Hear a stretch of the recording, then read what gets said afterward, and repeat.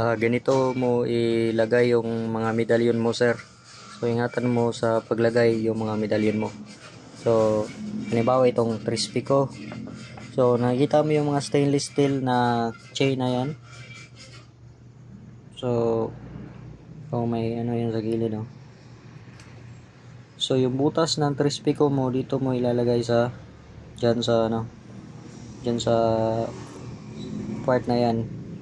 So ilalagay mo, after mo malagay naman ng maayos yung crispy ko mo, ay nituin mo lang para higpitan mo ba dito, para ganonin mo ng malakas, pag ganon ba, para humigpit dito sa part na to, para mailak mo yung crispy ko mo.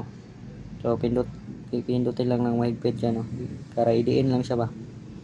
Ganon din sa kabila, ganon din. So ilalagay mo yung isang crispy ko. Yung malaki na crispy ko ay dapat nasa ilalim, dito naman sa itaas yung maliit yan. So ilalagay mo dyan sa part na yan yung crispy ko, yung sa butas pa. So, ay butas yan. So dyan mo ipapasok yung butas para may lagay siya.